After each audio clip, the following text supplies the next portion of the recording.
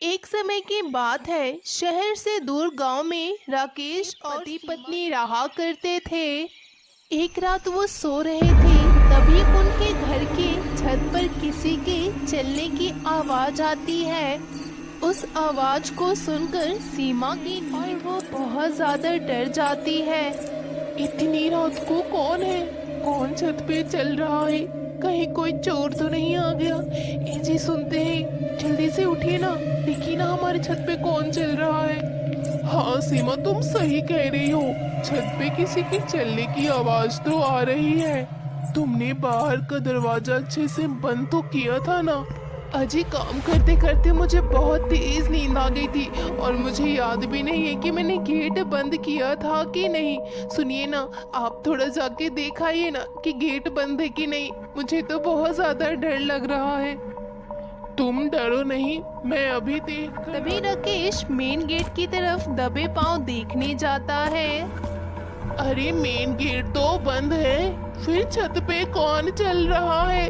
अरे बाप रे, छत पे कौन चल रहा है? तभी राकेश दबे पांव भागते हुए सीमा के पास जाता है। अजी, क्या हुआ? आप इतने घबराए हुए क्यों हो? अरे सीमा, मेन गेट तो बंद है, फिर कोई छत पे कैसे जा सकता है? मुझे तो लगता है कि कोई चोर वोर नहीं है। ये वही है जिसके बारे में पूरे गांव में अफवाह फैली है। अजी, आपका दिमाग तो खराब नहीं हो गया है ना? शुभ शुभ बोलिए, मुझे बहुत डर लग रहा है। अरे सीमा, मैं झूठ नहीं बोल रहा। ऐसी अफवाह फैली है कि एक चुड़ैल है जो लोगों के छत पे घूमती है और तीसरे दिन घर में रहने वालों का सर काट के अपने साथ ले जाती है। मुझे तो बहुत डर लग रहा है। तो क्या वो मनहूस चुड़ैल हमारी छत पर घूम रही है? हे भगवान, अब हमारा क्या होगा? फिर वो दोनों डरते डरते सो जाते। वो चुड़ैल रात भर उनके छत पर इधर से उधर घूमते रहती है। फिर सुबह होने पर राकेश ये बात गांव वालों को बताता है। अरे, ये घटना तो बढ़ते ही जा रही है। एक काम करो राकेश भाई, आज तुम अपने छत पर मिट्टी डाल दो। अगर कोई चुड़ैल या कोई जंगली जानवर हुआ तो उनके पैरों से हमें पता चल जाएगा कि ये कोई चुड़ैल का काम है या कोई जंगली जानवर है। फिर रात होने से पहले राकेश अपने छत पर मिट्टी डाल देता है। देर रात राकेश और सीमा सो रहे होते हैं, तभी उन्हें किसी के हंसने की आवाज आती है। डर के मारे उनकी नींद खुल जाती है। अजी सुनिए ना, आज फिर से हमारी छत पर किसी के चलने की आवाज आ रही है। अरे डरो मत, लगता है हमारी छत पर कोई बंदर घूम रहा होगा। हम फालतू में ही डर रहे हैं।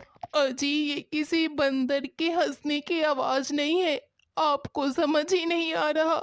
मुझे तो लगता है वो चुड़ैल ही है। आज दूसरा दिन हो गया और ये हमारे छत पर मंडरा रही है। मुझे तो बहुत डर लग रहा है जी। अजी, गांव वालों का मानना है कि तीसरे दिन वो अपने साथ सर काट के लेके जाती है। अब हमारा क्या होगा जी? अरे पहले तुम रोना बंद करो, हमें पहले ये तो पता चल जाए कि छत पर कोई चुड़ैल है या जंगली जानवर। कल सुबह होते ही हम छत पर रात जाकर भर उनके छत पर किसी के चलने की और हंसने की आवाजें आती रहती है। और सुबह होने पर दोनों छत की ओर जाते हैं और जो वो देखते हैं देखकर दंग रह जाते हैं, क्योंकि मिट्टी के ऊपर किसी के कदमों के बड़े बड़े निशान बने हुए थे, जो किसी मामूली इंसान के नहीं लग रहे थे। अरे सीमा, ये देखो, किसी के कदमों के इतने बड़े बड़े निशान। ये किसी मामूली इंसान के कदम नहीं लगते हैं, ये तो मुझे वही सरकटी चुड़ैल के कदमों के निशान लगते हैं। और आज तीसरा दिन है, मुझे तो बहुत डर लग रहा है। राकेश भागे भागे गांव वालों को बुलाने जाता है और उन्हें लेकर अपने घर की ओर आता है। वो गांव वाले इतने बड़े बड़े पैरों के निशान देखकर डर जाते हैं। हे भगवान, ये इतने बड़े बड़े पैरों के निशान! भाई सच में लगता है गांव पर उस चुड़ैल का साया पड़ चुका है। अब तो हम में से कोई भी नहीं बचेगा। अजी अगर ये अफवाह सच है तो आज तीसरा दिन है और सुना है तीसरे दिन वो घर में रहने वालों का सर काट के अपने साथ लेकर जाती हैं। राकेश भाई मेरी सुनो तो तुम ये घर छोड़कर चले जाओ, आज तीसरा दिन है, तुम्हारे साथ कुछ भी हो सकता है। अरे नहीं नहीं, मैं अपना घर छोड़ के कहीं नहीं जाऊंगा। मुझे तो लगता है ये किसी की साजिश है हमें हमारे घर से भगाने की और हमारे जमीन को हथियाने की। मैं कहीं नहीं जाऊंगा, देखते हैं आज की रात क्या होता है। मैंने भी कुछ सोच रखा है, उस चुड़ैल को सबक नहीं सिखाया तो मेरा नाम भी राकेश रात नहीं। होती है तो उनके छत पर कोई दस्तक देता है। ये देखकर राकेश और सीमा फिर से डर के मारे उठ जाते हैं। अजी आज तीसरा दिन है और वो चुड़ैल छत पर आ गई है। आज तो पक्का वो हमारे गर्दन काट कर अपने साथ ले जाएगी। अरे तुम डरो मत, मैं तुम्हारे साथ हूँ, कुछ नहीं होगा तुम्हें। मैंने इसके लिए भी एक उपाय सोच रखा है।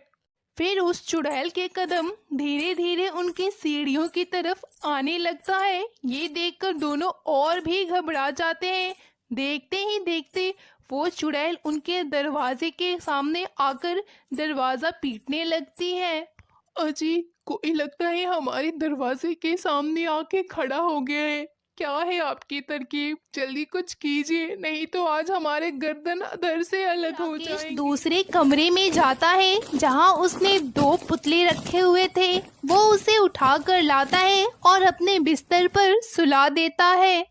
चलो सीमा, यहाँ से अब हमें कहीं छुपना होगा, उस चुड़ैल की नजर हमारे ऊपर ना पड़ जाए। चुड़ैल दरवाजा पीटने लगती है और बहुत ही जल्द वो दरवाजा तोड़कर घर के अंदर आ जाती है।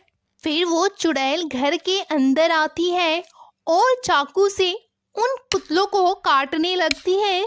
लेकिन जल्द ही उसे ये एहसास हो जाता है कि वो कोई इंसान नहीं बल्कि पुतले हैं। ये देखकर सीमा और राकेश घर से बाहर भाग जाते हैं और बाहर से दरवाजा लगा देते हैं। तुम दोनों ने मेरे साथ अच्छा नहीं किया, मैं तुम दोनों में से किसी को नहीं छोड़ूंगी। जल्दी ये दरवाजा खोलो, वरना मैं बाहर आ गई तो तुम दोनों में से कोई नहीं बचेगा। आज तुम दोनों की मौत मेरे हाथों होकर रहेगी। तुम मेरे साथ छल कर रहे हो, तुम जानते नहीं मैं कौन हूँ। ये कहकर चुड़ैल जोर जोर से चिल्लाने लगती और सीमा को समझ नहीं आता कि अब वो क्या करे।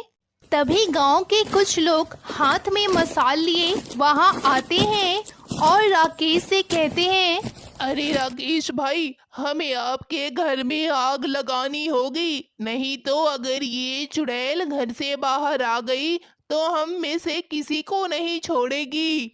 फिर वो लोग उस घर में आग लगा देते हैं और जल्द ही आग चुड़ैल के अंदर भी लग जाता है और देखते ही देखते पूरा घर राख में बदल जाता है और उनका गांव अब उस चुड़ैल से आजाद हो चुका था।